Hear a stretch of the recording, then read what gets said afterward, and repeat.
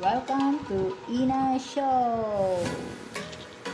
Magtudlo ta og batang grade 1 kung saan pagtudloan ni sa iyahang module. So, stay around!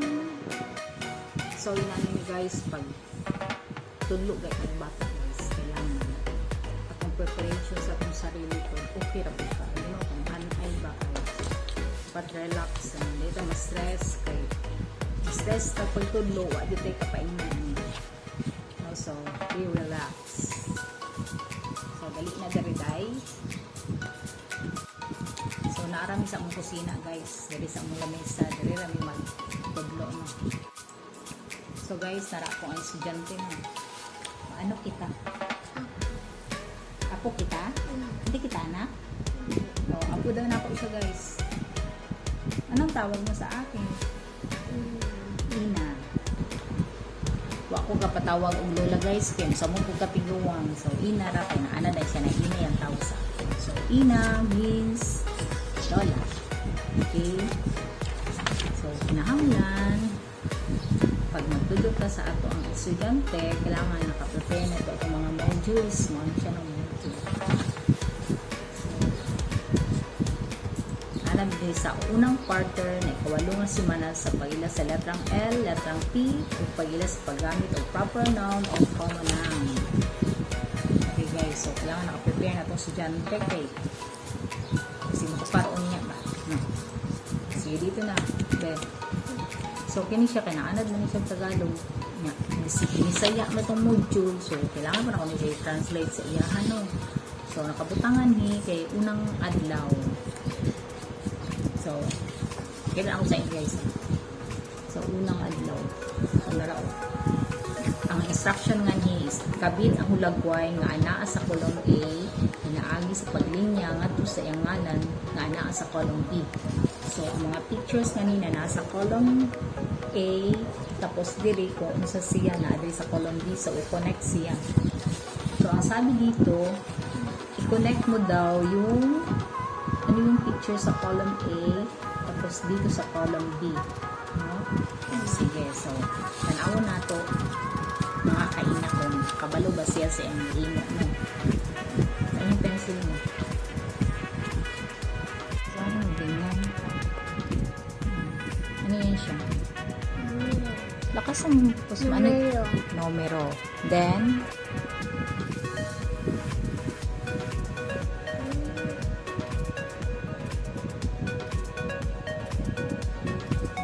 ano yan? Nurse. Lakasan mo, ano yan? Nurse. Nurse. Tapos, yan, ano yan? Basahin mo. Ano yan? No. Ano yan? Lakasan mo, ano? No cause. Oh, no cause. Saan dyan?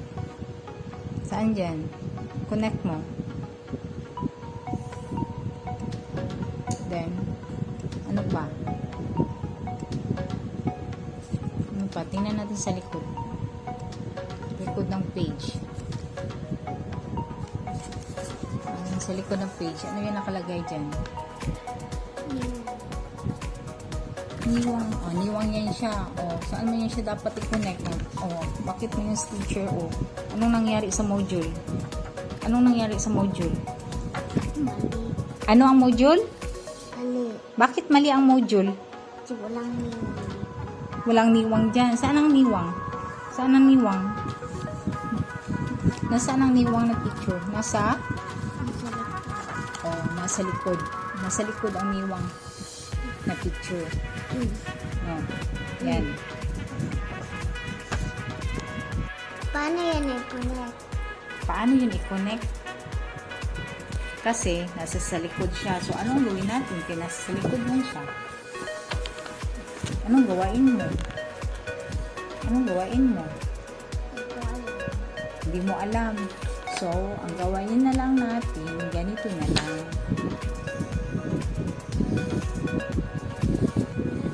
Sulat na lang natin yung letter dito sa katabi ng picture nasa likod. Kasi hindi naman natin yun makonect. So, ito. So, sulat mo na lang. So, mahitabuan ni guys, kay naaman diri ang iyang nawong, niya ang iyahang pang i-connect niya dapat is naa sa luyo. Naaman diri no. Nasa luyo. And then, ang kanipong picture na niwang, kay naa sa luyo, niya iyahang word na diri sa harap. So, ang remedy na lang namo ani is isulat na lang anhi diri sa kilid sa number ang letter na lang na naa dito sa luyo no. So, mura na tani wa na follow sa instruction pero unsa unta man di man siya ma-connect alangan mag-connectahan ko diri sa luyo. Di man siya ma-connect no. Kabuang estudyante aning inani na wa nila gitarong paghimos module.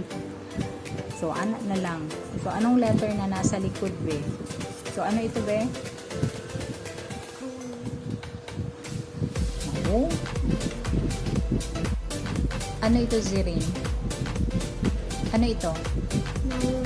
Kakasan mo, ano yan? Nawong. Okay, anong letter ang nawong? E. Okay, letter? E. Okay, sulat mo dyan. Tabi ng ano na lang. Ng number 1, letter E.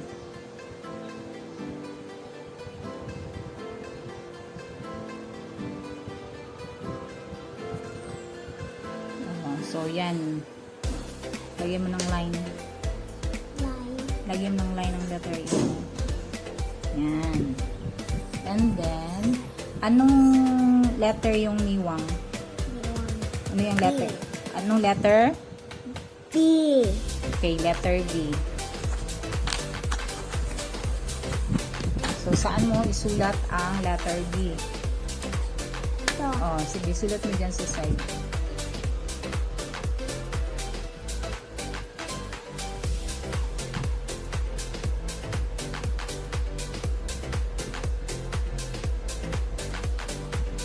So, mao na guys, lisod kaayo kung inaana ba maghatag na todo instruction pero wala dito tanan ang nakasulat ang mga pictures, mga content dito sa ano kay kung saan pag-connect sa picture within dito sa word kung tuwa pa sa luyo maglisod tong estudyante no so inta makorek pag inta na sa salamat.